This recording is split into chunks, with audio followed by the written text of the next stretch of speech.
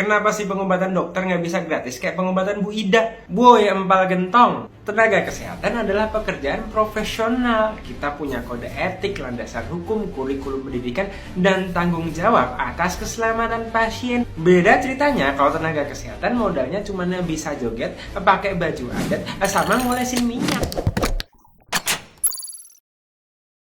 Hola netizen yang berbudi pekerti luhur. Nama Ida Dayak sedang populer di media sosial karena disebut bisa menyembuhkan berbagai penyakit. Isu ini pun menjadi sorotan banyak pihak, salah satunya Dr. Felix Giovanni Hartono yang kerap membuat konten medis edukatif di media sosialnya. Melalui unggahan di akun TikTok pribadinya, Dokter Muda Felix awalnya menjawab pertanyaan tentang kenapa sih pengobatan dokter nggak bisa gratis kayak pengobatan Ibu Ida. Dokter Muda itu bahkan menyindir metode abstrak yang digunakan Ibu Ida Dayak dalam mengobati pasien. Dokter Muda itu bahkan menyebut jika sistem pembelian minyak yang dijual Ibu Ida Dayak sama saja dengan menarik biaya pengobatan. Dokter Muda itu menyarankan jika ingin mencari pengobatan gratis masyarakat agar menggunakan fasilitas BPJS dari pemerintah. Dia mengklaim bahwa pasien Ibu Ida Dayak yang berhasil sembuh tidak jelas identitas dan keberadaannya. Selain itu, tidak ada jaminan bahwa sakit pasien yang diobatinya tidak bertambah parah. Karena itu, dokter muda itu meminta masyarakat untuk lebih bijak dalam mencari pengobatan. Kenapa sih pengobatan dokter nggak bisa gratis kayak pengobatan Bu Ida? Boy, empal gentong. Tenaga kesehatan adalah pekerjaan profesional. Kita punya kode etik, landasan hukum, kurikulum pendidikan, dan tanggung jawab atas keselamatan pasien. Beda ceritanya kalau tenaga kesehatan modalnya cuma bisa joget, pakai baju adat, sama ngolesin minyak.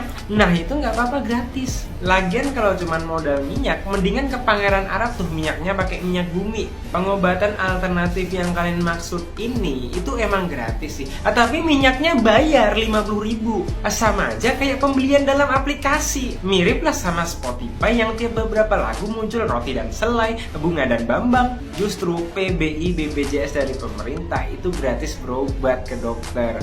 Tapi di videonya pasiennya kan sembuh-sembuh dong. Di videonya yang viral sih kayak sembuh, tapi siapa yang jamin di rumah kagak tambah parah? Videonya cuma beberapa menit, pasiennya juga nggak jelas identitasnya. Bahkan sempat saya cari tuh di internet testimoni pasien pengobatan alternatif tersebut, hasilnya sama kayak pacar saya, nggak ada. Jadi itu nggak tahu pasiennya benar-benar sembuh atau cuma sembuhnya dari masa lalu. Jadi teruntuk om tante yang meramaikan grup WhatsApp keluarga, lebih bijaklah dalam mencari pengobatan. Kita tenaga kesehatan bukan takut untuk kehilangan pasien. Toh kalau misalkan kalian tidak sembuh dari pengobatan alternatif tersebut, larinya ke kita juga. Nggak mungkin mampir dulu ke drive-thru McDonald. Jadi gitu ya, semoga bermanfaat, jangan lupa di-share ya. Dia juga memberi tanggapan bahwa tenaga kesehatan bukan takut untuk kehilangan pasien. Dokter muda itu lantas menyertakan beberapa cuplikan video orang-orang dengan kondisi kasus tulang yang sama dengan yang diobati oleh Ibu Ida Dayak. Dia menyandingkan video tayangan seorang pasien yang sedang diobati Ibu Ida Dayak dengan kondisi tangan serupa. Lebih lanjut, dia mengatakan kondisi yang tidak biasa itu disebut sendi palsu. Nah, gimana nih menurut netizen yang terhormat? Silahkan berkomentar ya.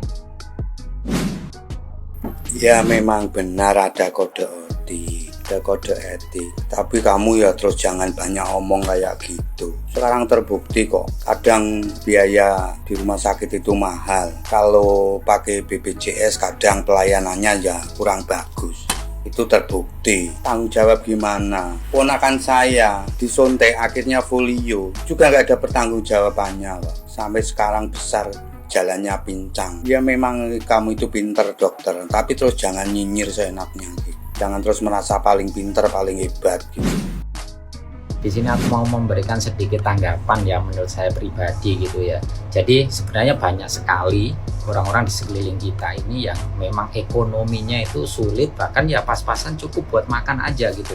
Jadi ketika contohnya misalnya naudzubillah salah satu keluarganya itu jatuh atau mengalami kecelakaan, terus cedera pada tangan ataupun kaki sampai bengkok ataupun retak, itu kan ya kadang orang itu bukan berarti mereka tidak mau mengobati sampai sembuh gitu, enggak, tapi ya karena untuk biaya ke maksudnya ke medis itu kan juga mahal gitu. Kalau operasi itu kan kadang mereka juga mikir gitu loh. Makanya ya mereka itu kadang pasrah dengan keadaan gitu, karena ketidakmampuan mereka untuk misalnya untuk membayar gitulah.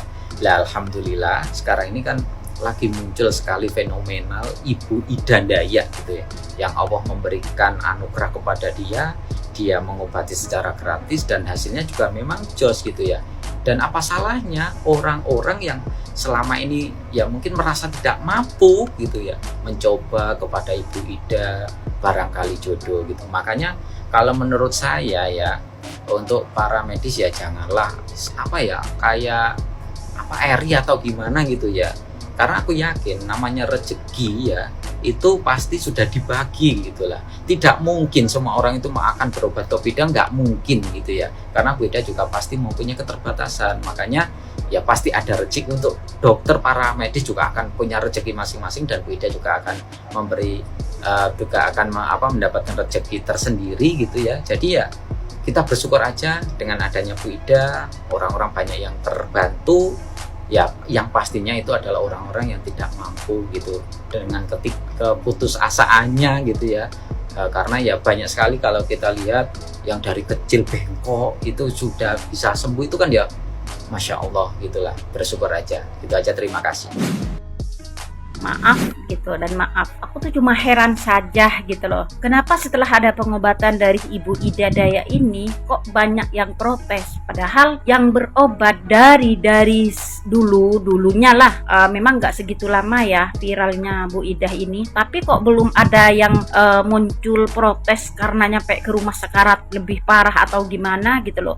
Nah terus yang jadi pertanyaannya, kenapa sekarang kok ada yang nolong orang, bahkan dia tuh tanpa memungut biaya gitu loh, kok diprotes gitu loh. Nah terus lagi yang aku heran, dari dulu tuh kemana gitu bagian dokter-dokter tuh, dari kemana gitu loh, ngapain aja gitu loh, kok sekarang ada yang bantu pekerjaannya yang bisa menyembuhkan orang lain tanpa kedokteran, kok diprotes di apa ya gitu kan. Nah terus lagi ya kalau orang yang nggak mampu gitu loh pergi ke dokter itu sia-sia juga, akhirnya bengkok gitu loh. Karena apa? Karena nggak ada biaya untuk berobat gitu loh, nggak ada pengobatan kalau nggak ada modal gitu kan ya.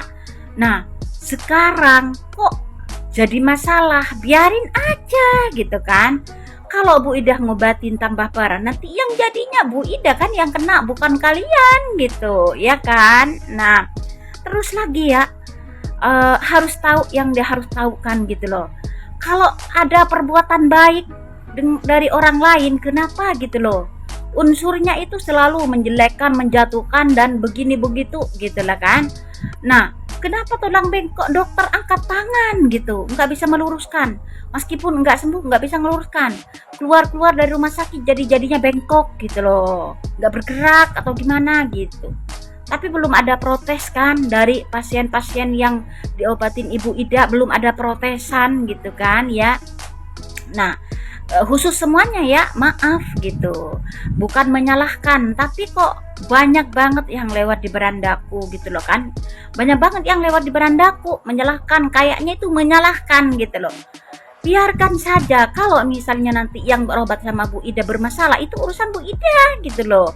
Pergi ke dokter juga, kalau nggak ada uang nggak bakalan ditanganin. Jangankan masih bengkok tangan itu jauh dari napas, yang sudah sekarat ngap-ngapan aja masih ditanya ini mau itu cash apa gimana gitu kan ya kan ya. Nah gitu, kenapa perbuatan baik orang itu kok selalu gitu disalahin, selalu diomongin gitu, terus kemana saja dari dulu. Oke dok, saya ini cari-cari, alhamdulillah ketemu ya. Oke dok, saya 2007 ya divonis pecah pembuluh darah, dan saya divonis sama dokter saya yang menangani saya itu 7 bulan, dan sekarang 2023. Dan alhamdulillahnya setelah dokter mevonis saya 7 bulan, saya pergi ke alternatif di Sukabumi, namanya Mang Din di Cijengkol, dan saya melakukan terapi terus dipijat sama Mang Din sama terapis saya juga nggak langsung dia memutuskan ke dokter. Saya juga dua pengobatan, dokter sama alternatif. Dan dokter saya yang menangani saya terheran-heran pembuluh darahnya cepat tumbuh. Dokter heran, kenapa, kata dokter, saya pergi ke alternatif. Dan setelah itu, alhamdulillah sampai sekarang saya sehat. Dan sekunyum-kunyum itu dokter seenaknya memvonis saya 7 bulan, katanya profesional. Dan mohon maaf dok, Anda itu orang berpendidikan, attitude bahasanya cobalah. Mahal-mahal berpendidikan tapi bahasanya kayak empal gentong gitu otaknya. Anda itu kebakaran jenggot atau takut kesaingan? Nih saya pasien 2007, pasien alternatif nih. Alhamdulillah masih hidup, yang divonis sama dokter 7 bulan. Terima kasih. Orang bukan percaya minyaknya, Dodol. Orang percaya pada cara mijitnya. Misalnya di Garut dulu ada Pak Adin ahli tulang. Apapun minyaknya, sebetulnya tergantung the man behind the gun. Orang yang mijitnya. Cuma efek kesugestinya wajar saja orang mencari-cari minyak Ida Dayak yang asli. Bukan percaya pada minyaknya. Hal lainnya, kalau dibilang sendi lepas, nggak mungkin dia bergerak. Selain itu, kata-kata dokter banyak yang kurang tepat. Padahal orang sekolahan ya. Mikir,